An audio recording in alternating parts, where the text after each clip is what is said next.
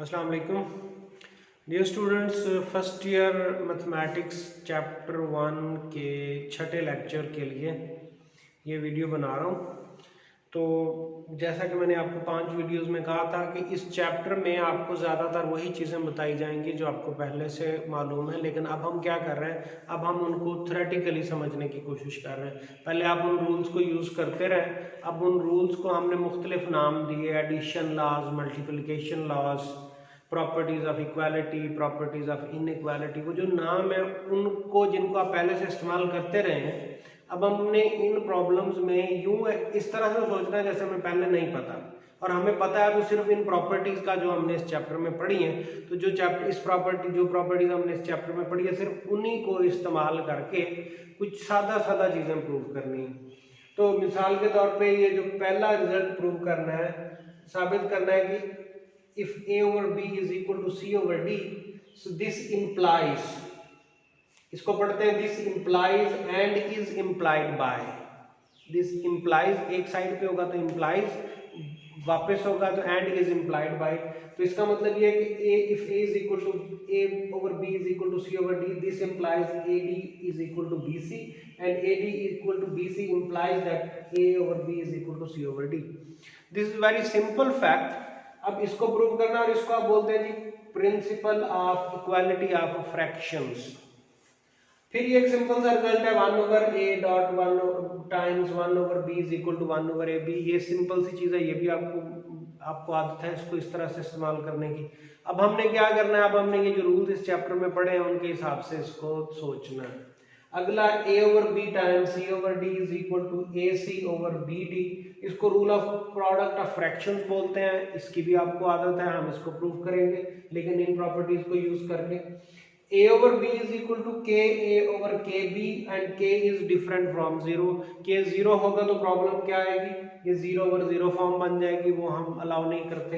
इसको बोलते हैं रूल ऑफ प्रोडक्ट ऑफ, इसको बोलते हैं गोल्डन रूल ऑफ फ्रैक्शन। ये वाला रूल है, इसको बोलते हैं गोल्डन रूल ऑफ फ्रैक्शन। और फिर लास्ट है if a over b over c over d this is equal to ad over bc, so इसको बोलते हैं rule for coefficient of fractions. तो ये जो 5 बिल्कुल सिंपल फैक्ट्स जिनको आप पहले से इस्तेमाल करने के आदी हैं, अब हम इनको जब प्रूव करेंगे तो हमने सिर्फ वो चीजें इस्तेमाल करनी है, वो कॉन्सेप्ट इस्तेमाल करने हैं जो हमने इस चैप्टर में पढ़े हैं। तो पहले से शुरू करते हैं। a over b is equal to c over d। अब हम करेंगे क्या, हम ये जो b d है इसको दोनों साइडों पे मल्टीप्लाई कर रहे हैं। इक्वालिटी की प्रॉपर्टी हमने एक पढ़ी थी, तो हम एक नंबर दोनों साइडों पे मल्टीप्लाई कर रहे हैं। अब वो अप्लाई करने के बाद, ये प्रॉपर्टी अप्लाई करने के बाद अब हम क्या कर रहे हैं, आइडेंटिटी, ये जो 1 की आइडेंटिटी प्रॉपर्टी है इसको दोनों जगह पे लेके आ रहे हैं। ये a डॉट 1 और ये इधर c डॉट 1, बाकी सारा कुछ वैसे ही रहने दिया। अब उसके बाद ये किया कि ये a टाइम्स, अब यहाँ पे हमने एसोसिएटिव लॉ यूज कर लिया, एसोसिएटिव लॉ यूज कर लिया, एसोसिएटिव लॉ यूज किया तो ये 1 ओवर b टाइम्स b, ये एक साथ इकट्ठा लिख दिया और d को सेपरेट कर दिया, और इस साइड पे ये 1 ओवर d और इसके साथ bd को भी एक लम्हे के लिए इकट्ठा लिखा हुआ है। फिर क्या किया, ये bd और 1 ओवर d इनकी जगह बदल दी। कम्यूटेटिव लॉ हमने पढ़ा था, प्रोडक्ट में जो कम्यूटेटिव लॉ हमने पढ़ा था। ओके, अब इस साइड को देखें तो ये दोनों एक दूसरे के इनवर्स हो गए, तो ये यहाँ से मिला 1 में, so this is a dot 1 dot d और ये बन गया जी ad। और इस साइड पे अगर हम आए तो अब ये c और b इसको बाहर ले गए और c भी लिख दिया, और ये d टाइम्स 1 ओवर d, ये दोनों एक दूसरे के इनवर्स हैं। सो ये बन गया जी ad is equal to cb या फिर ad is equal to bc। अब गौर करें हम कर क्या रहे हैं, हम जो प्रॉपर्टीज इस चैप्टर में पढ़ी हुई हैं सिर्फ उनको इस्तेमाल कर रहे हैं, हम कुछ भी अपनी तरफ से नहीं कर रहे हैं। हम यही सिलसिला आगे लेके चलेंगे। और अब हम ये कहते हैं कि ad इक्वल टू bc अगर हमें दिया हो तो हमने अब प्रूव ये करना है कि इससे हमें ये मिलता है a over b is equal to c over d। अब ये करेंगे कैसे, आप एक number 1 over b times 1 over d दोनों साइडों पे मल्टीप्लाई कर देते हैं। ये फिर प्रॉपर्टी इक्वालिटी की हम पढ़ चुके हैं। इक्वालिटी की उस प्रॉपर्टी की को यूज करते हुए ये अब ये जो a टाइम्स, अब ये 1 ओवर a, इस b को हम उस साइड पे ले जाते हैं, इसमें हम कम्यूटेटिव प्रॉपर्टी भी यूज कर रहे हैं साथ साथ, कि जब हम ये d और b को ऑपरेट करते हैं तो हम इनका जो कम्यूटेटिव प्रॉपर्टी है वो यूज कर रहे हैं। So this is a times 1 over b और ये आ गया d टाइम्स 1 ओवर d। अब इस साइड पे आए तो यहाँ पे भी हमने यही किया, ये इसको बाहर भी ले गए और कम्यूटेटिव प्रॉपर्टी भी यूज कर ली, B dot one over B times C over C times one over D. अब ये गौर कीजिए तो ये दोनों तो हो गए एक दूसरे के मल्टीप्लिकेटिव इनवर्स, यहाँ से मिल गया आपको वन। सो दिस इंप्लाइज ये हो गया कि A over B is equal to C over D. तो ये आपने एक चीज ली दूसरी प्रूव कर दी और आप A D equal to B C लेके ये प्रूव कर दिया। तो ये इम्प्लाई भी हो गया और इम्प्लाइड बाई भी हो गया। अगले रिजल्ट पे चलते हैं। अगला रिजल्ट बहुत सिंपल था, देखने में बहुत सिंपल है, लेकिन हम यहाँ पे जो आर्ग्यूमेंट यूज कर रहे हैं वो उसमें हम इनवर्स को लेके आ रहे हैं। हम कर क्या रहे हैं कि ए बी ले रहे हैं और ए बी को इस नंबर वन ओवर बी वाले से मल्टीप्लाई कर रहे हैं।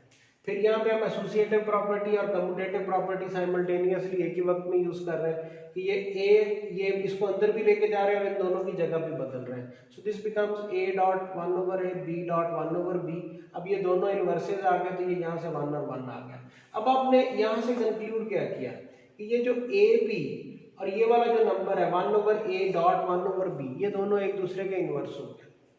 तो हमने यही लिख दिया था A B and one over A dot one over B are the multiplicative inverse of each other. अब ये दोनों एक दूसरे के इनवर्स हो गए, लेकिन ये जो वन ओवर ये जो ए बी था इसका जो मल्टीप्लिकेटिव इनवर्स था वो तो simply one over A B था, ये तो simply one over A B था। तो अब ये दो इनवर्सेस आ गए और ये देखें ये जो वन ओवर ए बी है ये दर हकीकत जिसको हम इनवर्स लेबल करते थे वो यही नंबर है। तो यहाँ से ये आपका रिजल्ट प्रूव हो गया। तो हमने इनवर्स का आइडिया यूज किया और इस इक्वालिटी को प्रूव कर दिया। ये सिर्फ आपने बीच में इनवर्स को लेके आए और कुछ नहीं किया, सिंपल सा कॉन्सेप्ट। आगे चलते हैं। ये रिजल्ट बहुत स्ट्रेट फॉरवर्ड है। A over B times C over D, तो हमने प्रूव इसको किसके बराबर करना है कि ये ए सी ओवर बी डी के बराबर है। तो हम कर क्या रहे हैं, हम ये जो ए है इसके साथ वन ओवर बी सेपरेट कर रहे हैं और सी और ये वन ओवर डी को सेपरेट कर रहे हैं। अब हम जो कम्यूटेटिव प्रॉपर्टी है वो यूज कर रहे हैं कि इसकी जगह बदल के यहाँ ले गए तो ये आ गया ए सी और इसकी जगह बदल के इसको ले आए वन ओवर बी डी। तो ये इसको हमने दोबारा से मल्टीप्लिकेशन के बाद ये लिख दिया A C over one B D. Straightforward result है। A over B is equal to, अब A B over B times one, अब ये वन की जगह पे हमने लिख दिया के ओवर के। तो अब ये आ गया जी ए के ओवर बी के, और ये हमारा गोल्डन रूल वाला जो रिजल्ट था हमने वो प्रूव करते हैं। फिफ्थ पे आते हैं। फिफ्थ जो था इसको हमने बोला था rule for quotient of fractions. तो ये एक फ्रैक्शन ये है, दूसरा फ्रैक्शन ये है, जिसको आप सादा जुबान में वो बटे का बटा बोलते होते उर्दू में। तो ये आ गया जी ए ओवर बी। अब यहाँ पे आपने बी डी वाला एक नंबर लिया, इसको मल्टीप्लाई कर दिया ऊपर भी और नीचे भी। अब ये जैसे हमने पीछे गोल्डन रूल में के था तो ये के टाइप आपने एक नंबर ले लिया।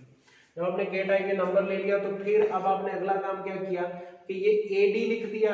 अब ये जो डी था इसको कम्यूटेटिव प्रॉपर्टी यूज करके बाहर ले गया और ये वन ओवर बी और बी को एक साथ कर दिया। तो ये दोनों एक दूसरे के इनवर्स है, ये कैंसिल होकर वन हो जाएगा। ये बी सी, अब ये वन ओवर डी और डी, तो ये दोनों कैंसिल आउट हो गया, तो ये हो गया जी A D over B C. तो ये आपका पांचवा रिजल्ट भी प्रूव हो गया। हम पिछली प्रॉपर्टीज को यूज कर रहे हैं और इन रिजल्ट्स को प्रूव कर रहे हैं। हम एक एग्जांपल करते हैं, क्लोजर प्रॉपर्टी को रिकॉल करते हैं। आपको याद होगा जब हम क्लोजर प्रॉपर्टी को देखते थे तो हम सेट में क्लोजर प्रॉपर्टी का मतलब क्या होता है कि जो भी आपने ऑपरेशन लेना है, दो नंबर्स लेके आपने उस पर ऑपरेशन अप्लाई करना है, जो आपका आंसर है वो उसी ग्रुप में आए। तो अब फर्ज ये ग्रुप ले लिया आपने वन, और ये सेट ले लिया आपने वन और माइनस वन। अब इसको अगर हमने ये चेक करना है कि does this set possess the closure property with respect to addition। Addition का इसका मतलब क्या है कि कोई भी दो नंबर आप लें, जो आप जब आप इनको दोनों का सम करेंगे तो आंसर इसी ग्रुप में आना चाहिए। और अगर आपको कोई भी ऐसा पेयर मिल जाए जिसपे ये खराबी हो, जिसपे वो आंसर बीच में ना आए, तो हमने कहना कि ये पोजेस नहीं करता ये प्रॉपर्टी। तो मैंने क्या किया, मैंने वन लिया और वन को वन में ऐड कर दिया। वन को वन में ऐड किया तो आंसर आया टू, और टू इस सेट को बिलोंग नहीं करता। तो फिर यहाँ से मैंने कंक्लूड क्या करना है कि ये वाला जो सेट है ये प्रॉपर्टी पोजेस नहीं करता, does not possess the property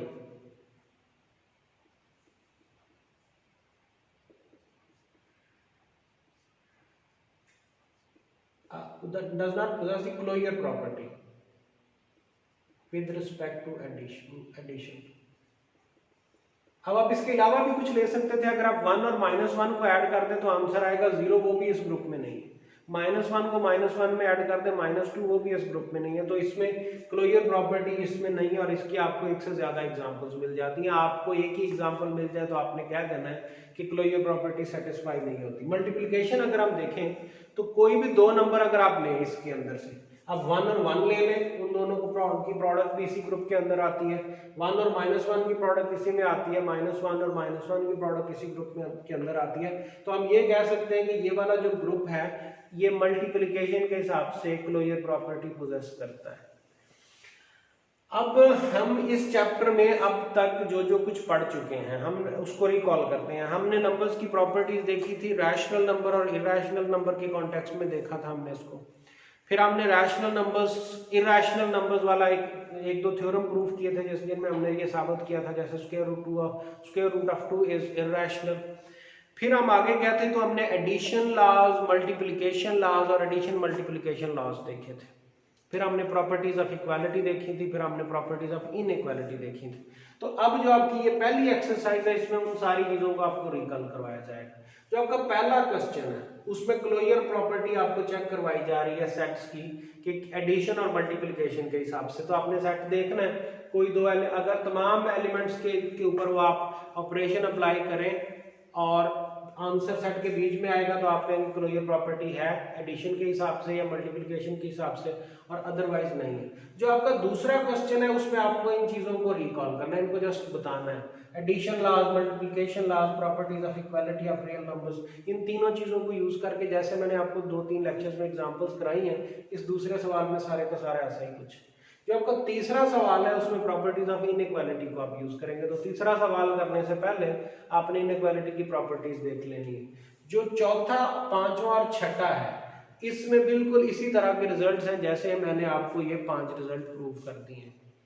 तो इन ये जो जितने भी ये कॉन्सेप्ट है ये बहुत ही स्ट्रेट फॉरवर्ड और सिंपल है। इनमें आपको आदत सिर्फ ये दी जा रही है कि जिन ऑपरेशंस के आप पहले से आदी हैं उनको हम थ्योरी की नज़र से कैसे देखेंगे। तो आपने इस चैप्टर में थ्योरी की नज़र से वो सारा कुछ करने की कोशिश की, उन टर्म्स को नाम दिए जिनको आप पहले से जानते हैं और हम उनको फ्यूचर यूज़ के लिए थ्योरेटिकली आपका जो ज़हन साजी है वो की जा रही है। इस वीडियो में इतना ही। अगली वीडियो में आपको कॉम्प्लेक्स नंबर्स के बारे में बताऊँगा। शुक्रिया।